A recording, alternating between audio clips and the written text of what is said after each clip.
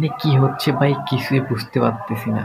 যে টিকটক করছে না কি হচ্ছে ভাই কিছুই বুঝতে পারতেছি না। অবশ্যই তোমরা বুঝলে কমেন্ট বক্সে কমেন্ট করো ভাই। এখানে কি হচ্ছে কিছুই বুঝতে পারছি না সব। মানে কি আর বলবো ভাই, কমেন্ট করো তোমরা। মায়া, শীত তো প্রায় শেষ, তুমি চাইলে এখন বাপের বাড়ি যাইতে পারো। ভাই আমার তো আপাকে দেখে কোনোভাবেই মনে হচ্ছে না যে আপার থেকে শীত লাগতেছে ভাই। আমার তো মনে হয় না যে আপা অল টাইম গরমে থাকে ভাই, যার কারণে আপার কাছে কোনো শীতে নেই ভাই। ভাইয়া এটা কি বলে?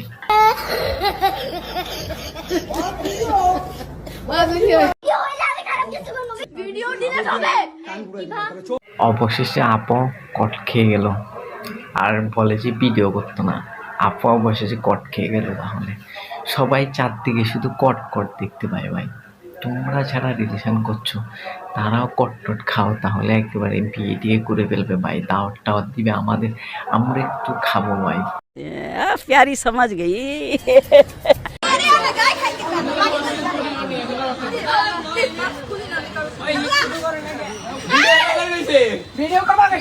না ভাই এখানে তেমন কিছুই না।